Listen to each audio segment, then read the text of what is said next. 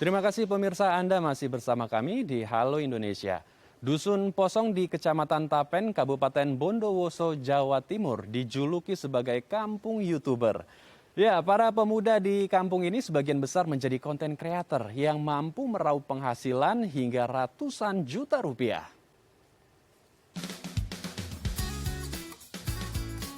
Dusun Pontong di Kecamatan Tapen, Kabupaten Bondowoso, Jawa Timur, yang sebelumnya hanyalah kampung kecil dan sederhana, kini mulai dikenal.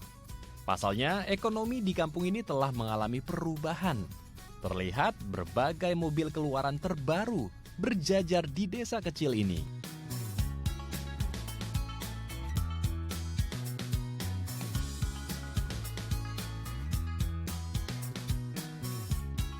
Ya, sebagian besar aktivitas pemuda di kampung ini adalah content creator di media sosial YouTube, dan mobil-mobil tersebut dibeli dari hasil monetisasi akun YouTube mereka.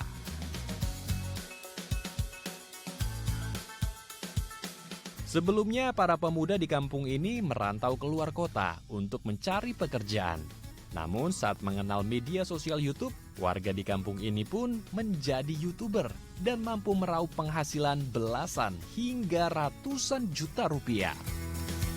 Tak hanya ingin meraup keuntungan semata dengan membuat konten yang berisi edukasi hingga pesan moral, warga di kampung ini juga ingin menyebarkan dampak positif kepada masyarakat melalui karya-karyanya. Ya, untuk membahas lebih lanjut tentang kampung YouTuber di Bondowoso, Jawa Timur, seperti apa aktivitas di sana dan bagaimana kampung ini bisa menggali kreativitas para pemudanya, kita akan berdiskusi langsung bersama dengan Mas Imam Januar, selaku penggagas kampung YouTuber. Selamat pagi Mas Imam, apa kabar? Halo, selamat pagi Mas Endro. Alhamdulillah baik. Bagaimana kabar Mas Endro sendiri? Ya, kami semua di sini sehat-sehat. Alhamdulillah. Mas Imam, kita langsung saja berdiskusi. Menarik sekali tema hari ini dan ketemu dengan Mas Imam luar biasa, sangat menginspirasi. Tadi banyak pemuda-pemuda di sana yang juga menjadi YouTuber. Sebenarnya seperti apa Mas konsep kampung YouTube ini? Apakah betul semua anak-anaknya memang di develop gitu sama Mas Imam untuk menjadi YouTuber atau seperti apa?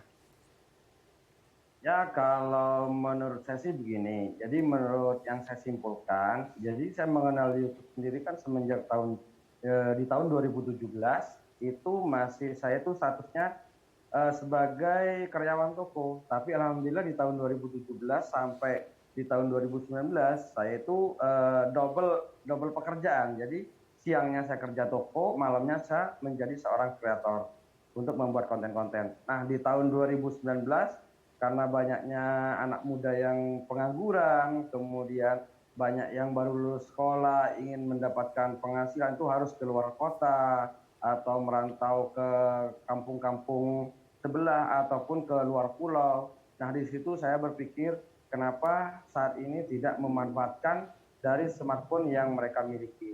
Jadi saya ingin mengubah bagaimana dari smartphone itu menjadi ladang emas dari teras rumahnya. Baik. Lalu di kampung ini, dalam satu kampung ini ada berapa pemuda Mas yang jadi YouTuber? Dan yang paling muda itu di kisaran umur berapa?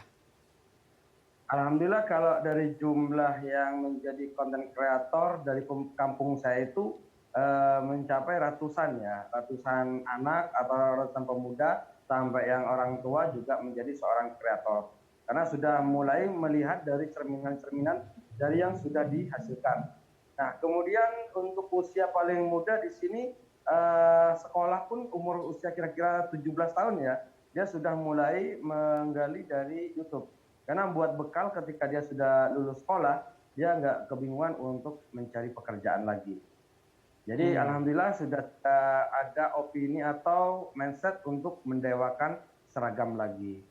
Jadi rata-rata sudah memanfaatkan peluang emas yang sudah bisa dirasakan secara langsung dan sudah melihat dari hasil nyatanya. Begitu.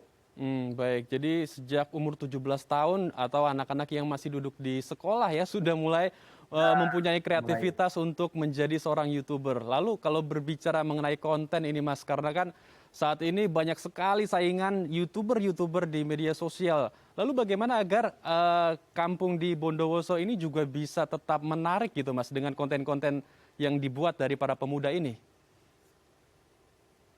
Jadi kita itu memang saat menjadi seorang konten kreator, ya kan, itu merupakan salah satu musuh besar ketika menjadi kompetitor. Nah, kita tapi tidak pernah pesimis untuk masalah apa ya, pesaing ya. Karena kita di sini rata-rata saya arahkan teman-teman dan juga anak didik saya, jadilah konten kreator yang global, bukan yang terlalu personal. Jadi global itu artinya orang membutuhkan video kita atau mencari video kita, bukan pemirsa mencari kitanya, personalnya bukan. Jadi mencari apa yang mereka butuhkan. Baik itu dari yang penting kan begini. Jadi seorang kreator itu kalau mindsetnya memang cari uang, jadi kita akan membentuk sebuah skema segitiga ya. Kreator, kemudian titik atasnya adalah YouTube, titik sampingnya adalah pemirsa. Kalau kita memang menjadi kreator yang bermindset ingin mendapatkan penghasilan dari YouTube, kita harus mengikuti dua ini, YouTube dan juga pemirsa. YouTube sendiri hanya butuh video yang original dan tidak melanggar. Nah, pemirsa itu butuh video yang ada nilainya. Baik itu menghibur, bermanfaat, mengedukasi, ataupun menginformasi. Nah, kita sebagai konten kreator yang memiliki mindset untuk mendapatkan penghasilan dari YouTube, jadi kita bisa memanfaatkan apa adanya. Jadi jangan sampai terlalu jauh untuk berpikiran harus yang seperti apa. Jadi kita memanfaatkan dari yang kita punya aja. Dari tubuh kita ini bisa menjadi konten kreator. Contohnya dari ujung rambut sampai ujung kaki. Contoh ya, cara menumbuhkan rambut supaya lebat. Cara bagaimana supaya tidak botak. Sampai dari ujung wajah ya, ke wajah, ke alis. Misalkan cara mengatasi uban atau cara memanjangkan alis. Atau bagaimana cara membuat wajah itu kinclong. Nah, itu salah satu pemanfaatan yang bisa kita kerjakan. Jadi jangan terlalu egois dengan keinginan kita yang ingin seolah-olah ingin terkenal atau mendapatkan sebuah viral, ya kan, ingin terkenal. Nah, kecuali kita sedang memiliki masa banyak ataupun menjadi seorang artis atau public figure. Nah, ketika bikin konten personal, walaupun dia mau ngupload lagi jemur sandalnya, mau jalan mundur, ya berarti banyak nonton. Nah, kita sebagai warga kampung, jangan memilih konten kreator yang personal, pilihlah yang global. Jadi mau bikin konten informasi, mengedukasi, menghibur, bikin konten contohnya komedi, atau prank, ataupun film-film yang menginspirasi, itu bisa menjadi konten. Dan jangan pernah pesimis bahwa di YouTube itu sudah ada. Nah, kita harus mengamati ya, amati, tiru, modifikasi, kalau bisa kalahkan. Jadi apa kekurangan dari video orang lain, kita mengambil kelebihannya. Begitu Mas Endro. Itu dia ya, harus bisa memanfaatkan apa yang ada di diri kita dan sekeliling kita agar bisa menjadi sebuah konten yang original. Nah, pertanyaannya Mas, kan di kampung ini ada ratusan YouTuber ya, konten kreator di sana. Apa saja Mas kebanyakan yang diciptakan, konten-konten seperti apa yang dibuat dari para pemuda di sana, dan tadi kan range usianya berbeda-beda ya.